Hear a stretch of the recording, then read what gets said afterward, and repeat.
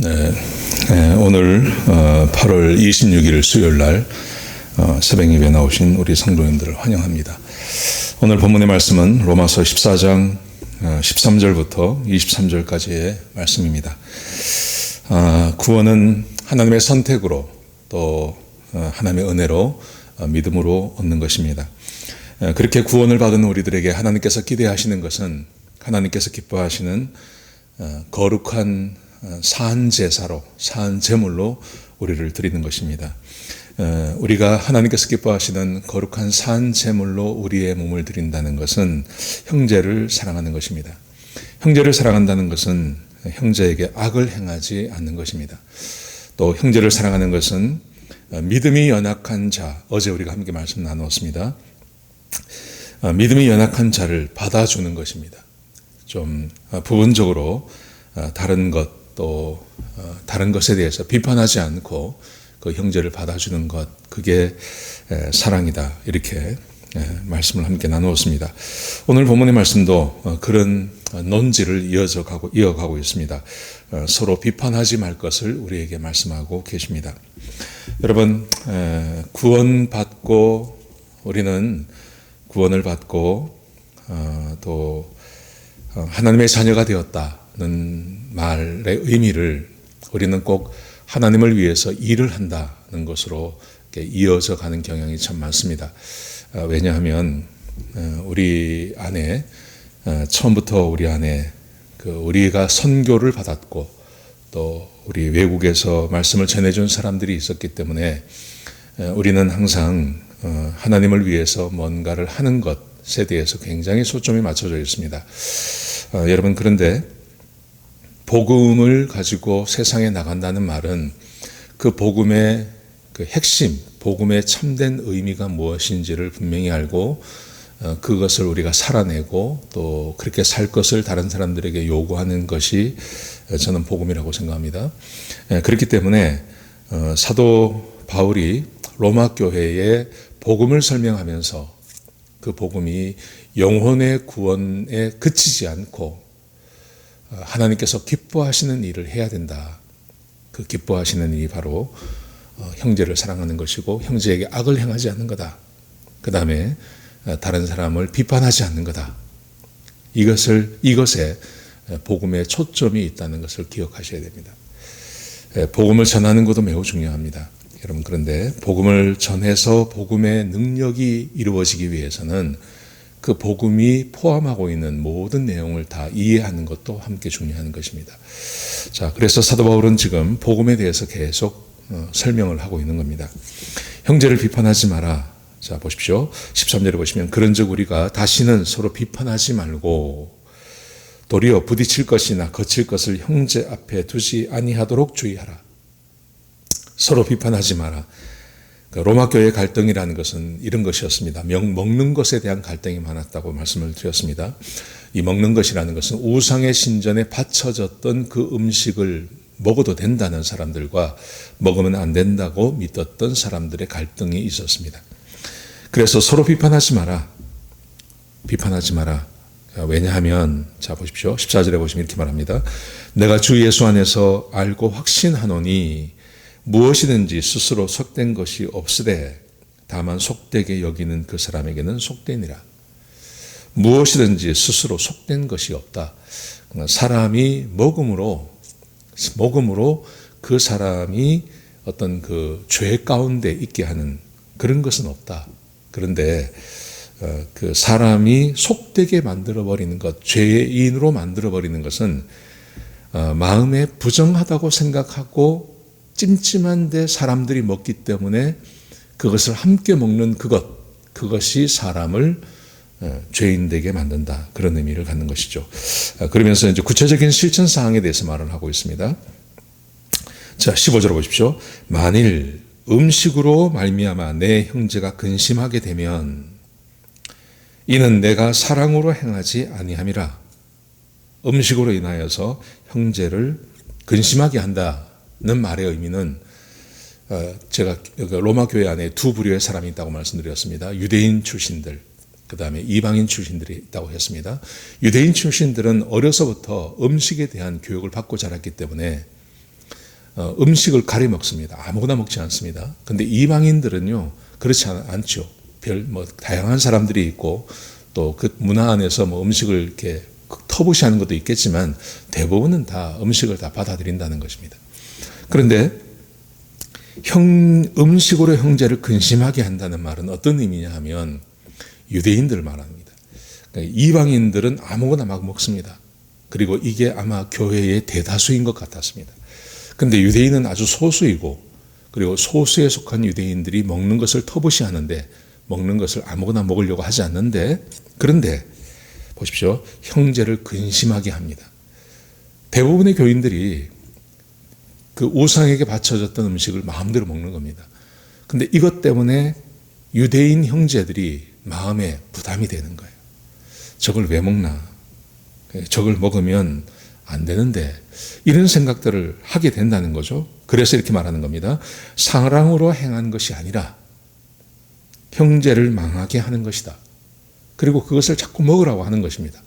그러니 유대인들이 안 먹을 수는 없고, 그걸 먹으면서 스스로 속되다고 생각하는 거예요. 그걸 먹음으로. 부정한데 하고 마음에 찝찝한 마음으로 그걸 먹으니 그 사람의 영혼이 얼마나 병들어 가겠습니까? 그래서 그게 사랑으로 행하는 게 아니다. 이렇게 말을 합니다. 그리고 그 다음 절 보십시오. 그 다음 말씀해 보십시오. 16절에 보시면요. 그러므로 너희의 선한 것이 비방을 받지 않게 하라. 너희의 선한 것. 아무거나 먹어도 아무 상관이 없다고 하는 그 믿음은 선하다는 것입니다. 그런데 그것이 비방을 받지 않게 하라. 아무거나 먹어도 상관이 없다고 믿는 그 믿음대로 행하는 것이 다른 사람들에게 비방의 대상이 되지 않도록 조심하라. 그러면서 자 17절 보십시오. 하나님의 나라는 먹는 것과 마시는 것이 아니요 오직 성령 안에 있는 의와 평강과 희락이라. 하나님의 나라는 우리 그리스도인들이 펼쳐야 할 굉장히 중요한 하나님의 명령입니다. 너희는 먼저 그의 나라와 그의 의를 구하라. 이렇게 말씀하셨습니다. 하나님의 나라가 우리에게 임하기를 우리는 소원해야 됩니다. 하나님의 나라가 임하면 하나님의 통치가 임하는 것이죠. 하나님의 통치가 임하면 저는 그렇게 믿습니다. 예수님께서 이 땅에서 역사하셨던 그 많은 기적들이 지금도 동일하게 일어난다고 저는 믿습니다. 귀신이 떠나가게 될 것이고, 병자가 낫게 될 것이고, 죽은 자가 살아나는 그런 역사가 지금도 일어난다고 믿습니다. 근데 그 하나님의 나라는 어떻게 임하냐 하면 먹고 마시는 것. 이거는 먹어도 돼. 이건 먹지 않아도 돼. 하는 그런 것으로 오는 게 아니라는 거죠. 하나님의 나라는 이렇게 말합니다. 의와 평강과 희락이니라. 의, 평강, 희락이라는 것은 기독교의 핵심입니다. 의라는 것은 이런 것이죠. 믿음으로 구원을 받는 걸 말하는 거죠. 믿음으로 구원을 받음으로 우리가 하나님께서 우리를 의롭다고 하셨습니다. 평강이라는 것은 하나님께서 우리가 믿음으로 구원받았기 때문에 하나님과 우리 사이가 평화가 되었습니다. 그 이전에는 우리는 하나님의 원수, 하나님의 진노의 대상이었는데 이제는 하나님과 평강을 누리게 되는 그런 관계가 되었습니다. 희락, 하나님과 화목하게 된 사람들이 함께 모여있는 교회, 그 교회는 언제나 기쁨과 희락이 있는 것이죠. 여러분, 이게 하나님의 나라가 임하는 조건이라는 겁니다. 믿음으로 구원받은 하나님의 사람들, 그리고 하나님과 화평을 이룬 형제, 자매들, 이런 성도들이 함께 모여서 서로 기뻐하고 감사하고 서로를 위해주고 사랑해줄 때 그곳에 하나님의 나라가 임하는 것입니다.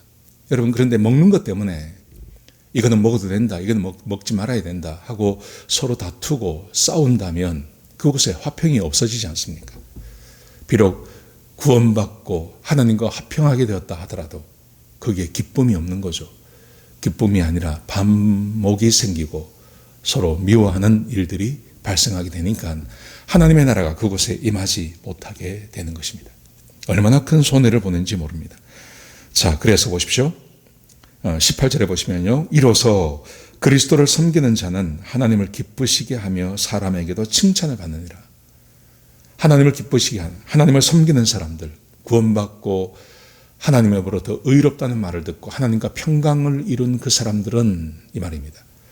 하나님으로부터 하나님을 기쁘시게 하고 하나님 말씀에 순종하니까 하나님을 기쁘시게 할 뿐만 아니라 그리고 사람들에게도 칭찬을 받는다. 왜냐하면 서로 화목하게 지내니까요. 성도가 서로 화목하게 지내니까요. 여러분, 그런데 현재 우리 교회의 모습, 우리 교회뿐만 아니라 세상에 존재하는 모든 교회의 모습을 보면 다툼이 있습니다. 그 안에 서로 포기하지 못하는 가치가 있습니다. 그 가치를 주장하고 그 가치를 실현하려다 보니까 교회 안에 얼마나 많은 분쟁이 있는지 모릅니다. 여러분, 이런 분쟁이 우리에게 얼마나 큰 상처를 주고 또 세상으로부터 교회를 조롱거리로 만드는지 모른다는 것이죠. 자, 보십시오. 그래서 19절에 보시면요. 그러므로 우리가 화평의 일로 서로 덕을 세우는 일을 힘쓰니라. 우리가 화평의 일과 서로 덕을 세우는 일을 힘쓰나니 성도가 해야 될 일, 화평하게 지내야 된다는 겁니다. 조금 다른 거 받아줄 수 있는 거죠. 이단이 아닌 이상, 복음을 훼손하지 않는 이상 얼마든지 받아줄 수 있고 용납할 수 있고 서로 한마음이 되어지는 것, 화목하는 것, 그 다음에 덕을 세워주는 일. 그래, 너 이거 먹기 싫어? 그럼 먹지 마. 이렇게 말할 수 있어야 된다는 거죠. 근데 대다수의 사람들이 먹는다고 해서 그 먹는 것을 우상에게 드려진 그 음식을 먹지 않으려고 하는 사람을 비난하고 그 사람들에게 억지로 음식을 먹이려고 하는 것, 그게 문제라는 거죠. 덕을 세우지 못하는 일이 우리 가운데 있다고 말씀하십니다. 여러분, 오늘 본문이 우리에게 말씀해 주고 있는 것 너무나 소중한 교훈이라고 생각합니다. 교회 안에는 하나님의 나라가 임하는 것이 매우 중요합니다. 하나님께서 통치하시고 하나님의 백성들이 모였기 때문에 하나님의 나라가 그곳에 임해야 됩니다. 여러분, 그런데 하나님의 나라가 임하는 것을 방해하는 것, 그것은 바로 우리가 얼마든지 받아줄 수 있는 다른 사람의 의견을 무시해버리는 것. 교회 전체가 그것을 무시해버리는 것이죠. 그래서 문제가 생긴다고 봅니다. 지금 우리가 살아가고 있는 이 세상 가운데 먹는 문제로 고민하는 것은 없습니다. 여러분, 그런데 교회 안에 하나가 되지 못하는 게 참 많습니다. 정치적인 의견, 지금 미국도 철저하게 갈라져 있습니다. 한국도 마찬가지입니다. 정치적인 의견이 다를 수 있습니다. 그리고 문화적인 것도 다를 수 있습니다. 여러분, 그런데 우리가 생각할 것은 우리가 이 세상에서 이 세상의 나라를 세우는 것이 우리의 목적이 아니지 않습니까? 우리의 목적은 하나님의 나라를 세우는 것입니다. 하나님의 나라를 세워나갈 때 매우 중요한 것, 그것은 하나님의 말씀에 서로 순종하며 서로 덕을 세워나가며 화평하기를 힘써야 된다는 거죠. 할 수 있으면 모든 사람과 화평하라고 말씀하셨습니다. 여러분, 그러므로 가정에서도 마찬가지입니다. 화평하셔야 됩니다. 부부가 서로 화평하셔야 됩니다. 부모 자식이 서로 화평하셔야 됩니다. 다투고 그래서는 안 됩니다. 하나님의 나라가 우리 가정에 임하게 하고 하나님의 나라가 우리 교회에 임하게 하기 위해서는 서로 한 마음으로 지내는 것 매우 중요합니다. 오늘 이 말씀 꼭 기억하시고 오늘 하루를 보내시는 저와 여러분 되시길 주의 이름으로 축복합니다. 기도하시겠습니다. 아버지 하나님, 우리 성도님들을 축복합니다. 세상이 얼마나 가정과 우리의 사회를 갈라놓고 있는지 모릅니다. 다른 것을 받아주지 않고 다른 것에 대해서 비난하는 그런 삶을 살아갑니다. 하나님, 우리 성도들을 축복하셔서 하나님의 말씀 안에 거하게 하시고 주의 말씀을 따라서 하는 주의 백성들이 되게 하시고 하나님의 나라가 우리 가정에 임하고 우리 교회에 임하게 하여 주옵소서. 그런 은혜를 우리에게 허락하여 주시옵소서. 주님 감사합니다. 예수님 얘기하신 이름으로 간절히 기도드렸습니다. 아멘.